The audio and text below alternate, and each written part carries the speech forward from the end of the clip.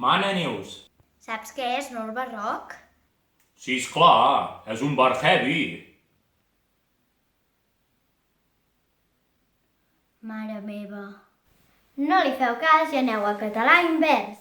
Hola, nois i noies, benvinguts a Català Invers. Avui parlarem sobre el barroc. Concretament ho farem en diferents punts. El context històric, característiques i orígens del moviment, el barroc a casa nostra i finalment parlarem de dos autors importants del barroc català, Francesc Vicent Garcia i Francesc Fontanella. Som-hi! Pel que fa al context històric, hi ha dos fets importants que passen a casa nostra i que tindran molta repercussió sobre la societat i la cultura al nostre país. En concret són dues guerres. La Guerra dels 30 anys i la Guerra dels Segadors. Comencem per la Guerra dels 30 anys. S'anomena així perquè dura 30 anys.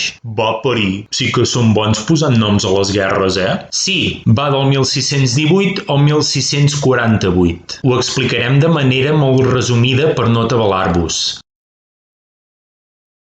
La Guerra dels 30 anys és un conflicte entre catòlics i protestants. Bàsicament és un conflicte entre dues visions o dues maneres d'entendre el món. Per una banda, la medieval, que és partidària de conservar els antics estaments socials i de concentrar el poder en l'emperador i l'església, i per l'altra banda, la renaixentista, que és més partidària de crear uns estats independents i que es mantingui l'equilibri entre aquests estats i no concentrar el poder en una sola persona o en una sola institució. La corona castellana i França s'enfrontaran en aquesta guerra dels 30 anys, a part que hi intervenen altres països, però en això ara no hi entrarem. Què passa? Que quan s'acaba aquesta guerra, Castella continua en conflicte amb França. I què passa amb els catalans? Doncs que estem al mig. I què passa quan un està al mig entre dues persones que es barallen? Doncs sí, que rep de les dues bandes.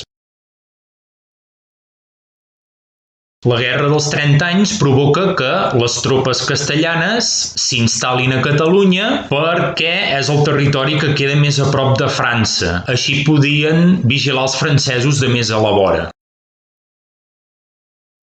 Què passa? Que aquestes tropes, els soldats castellans, comencen a fer abusos en contra del poble, dels pagesos i dels estaments més baixos de la societat. El poble català, per una banda, es revolta en contra d'aquests abusos dels soldats castellans. Per això se'n diu la Guerra dels Segadors, perquè hi ha un alçament de la pagesia que, amb la falç a la mà, la falç al puny,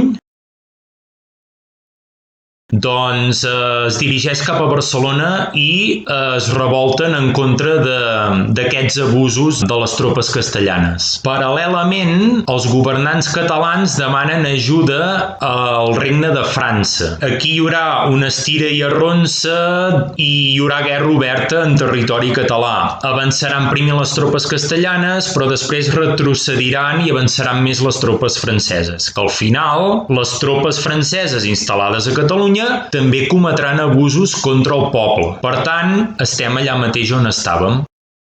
A més, hi hem d'afegir que quan s'acaba la Guerra dels Segadors, el regne de França i el regne de Castella fan les paus, però en aquest tractat de pau, que se'n diu Tractat dels Pirineus, la part més perjudicada serà la catalana, perquè Catalunya perd un tros del seu territori en favor de França, en concret el Rosselló i part de la Cerdanya, l'anomenada Catalunya Nord. Tot i que en principi el regne de França jura respectar les institucions catalanes d'aquests territoris annexionats, la realitat serà molt diferent. La llengua francesa s'imposarà de seguida en aquests territoris de parla catalana.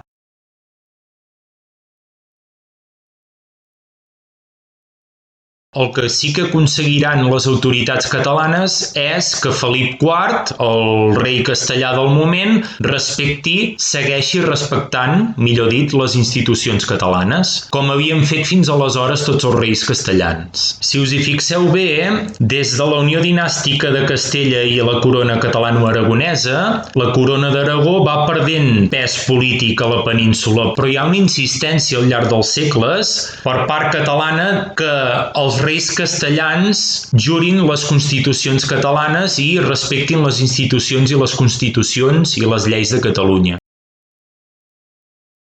Això serà una constant de tots aquests segles fins que arribi la Guerra de Successió, que ja en parlarem. Anem a repassar una mica les característiques del barroc. El barroc és un moviment que passa principalment al segle XVII. És un moviment que és antitètic al Renaixement. I aquí m'aturo un moment. Fixeu-vos que en la història de la literatura passa una cosa molt curiosa, i és que cada segle sorgeix un nou moviment que va en contra del moviment anterior. Per exemple, al segle XVI, el Renaixement anirà en contra dels postulats del segle XV i de l'època medieval. Al segle XVII apareix el barroc, que va en contra dels postulats del Renaixement. I ja veurem que al segle XVIII apareixerà el neoclassicisme, que va en contra dels postulats del barroc. Què passa concretament amb el barroc? Doncs que el pensament serà oposat al del Renaixement. Si el Renaixement dominava l'harmonia, el barroc hi dominarà el caos.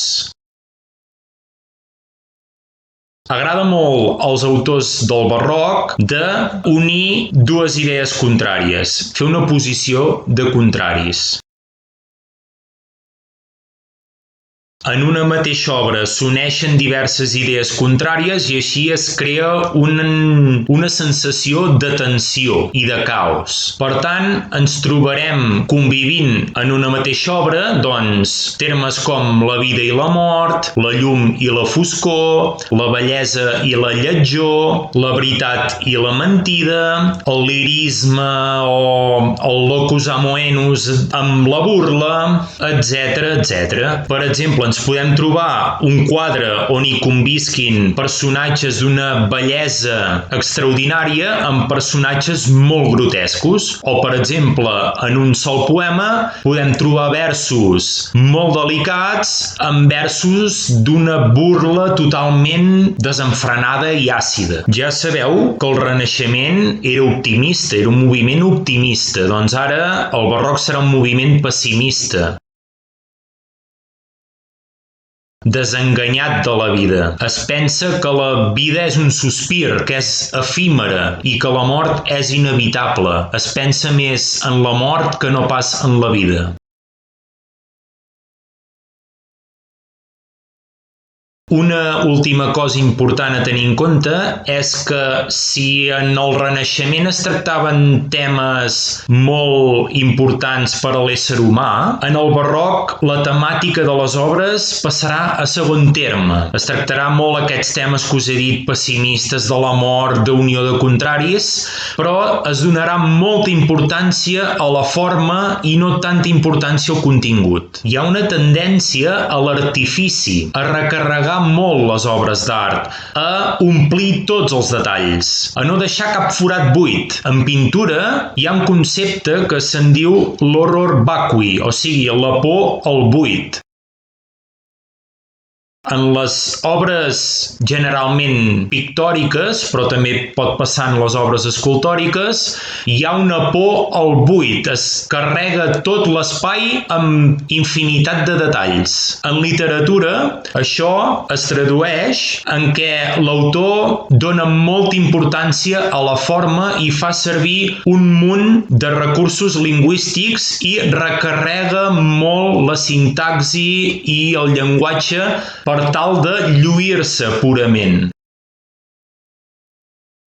Sembla que la voluntat dels escriptors del barroc sigui impressionar el lector, però no amb el contingut, no amb la temàtica, sinó amb la forma, amb les paraules elevades, amb els cultismes, amb els neologismes, amb la sintaxi complicada, etc. Per tant, en qualsevol text del barroc podem esperar-hi hipèrbatons, hipèrboles, hipèrbaton, hipèrbola. Sí, ja ho tinc clar. L'hipèrbaton era l'exageració, l'hipèrbola era el canvi de... No, al revés... A veure, l'hipèrbaton és el canvi d'ordre normal de l'oració i la hipèrbola és l'exageració. Capichi, paradoxes, jocs de paraules, jocs lingüístics, neologismes... Neologismes. Ve de neo i logisme, no? Sí, en efecte, ve de neo, que és nou, i logisme, que vol dir paraula. Per tant, paraules noves. I una infinitat de recursos lingüístics, estilístics i figures retòriques. Anem a parlar ara dels orígens del barroc. El barroc s'enceta amb dues de les grans figures de la literatura universal, William Shakespeare i Miguel de Cervantes, morts tots dos l'abril de 1616. De fet, hi ha un passatge de William Shakespeare que concentra bastant bé aquesta actitud tan pessimista del barroc. La vida no és res més que una ombra que camina, un pobre actor que gasta fums i consumeix el poc temps que està en escena, i que després ja no se'l sent mai més. És un conte explicat per un dement, ple de soroll i fúria, i sense cap sentit.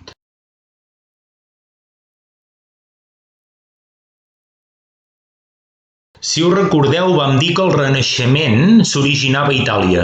Doncs un dels centres principals a nivell europeu del barroc serà Castella. Trobem molts autors castellans que seran referents a nivell europeu en les seves disciplines. Només cal recordar, per exemple, Zurbarán, Murillo o Velázquez en pintura, o Lope de Vega, Calderón de la Barca, Luis de Góngora o Francisco de Quevedo en literatura. Ja hem dit abans que els escriptors del barroc tindran més en compte la forma que no pas el contingut. Val la pena que ens aturem aquí a comentar dos autors en concret que inspiraran dos estils literaris diferents que influiran en molts autors. Per una banda, Góngora és el, creador del culteranisme. És un corrent, és un estil que farà servir molts cultismes provinents del llatí, per això es diu culteranisme,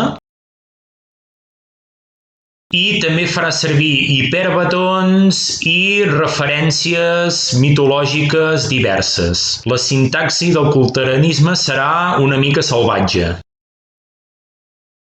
Per l'altra banda, Quevedo serà l'inspirador de l'anomenat conceptisme, que ve de concepte. Serà un estil que donarà molta importància a les paraules i als jocs enginyosos amb les paraules i els conceptes. Anem a parlar una mica del barroc català. Què passa en terres de parla catalana? Doncs el que passava ja en el Renaixement, que molts autors cultes catalans es veuen influïts per el siglo de oro castellà, per la literatura castellana que està en ple auge, i alternen el català i el castellà en les seves obres. Pel que fa a la temàtica, agafaran molts temes que tracten els autors castellans, i també s'inspiren en la literatura castellana pel que fa a la forma. Agafen dels autors castellans recursos lingüístics, construccions sintàctiques, vocabulari, figures retòriques, etc. Dos dels autors més representatius d'aquest període a casa nostra són Francesc Vicent Garcia i Francesc Fontanella. Per una banda, Francesc Vicent Garcia és el poeta més cèlebre del segle XVII a casa nostra. És conegut com el rector de Vallfogona. Potser perquè va viure a Vallfogona? Sí, em sembla que és això.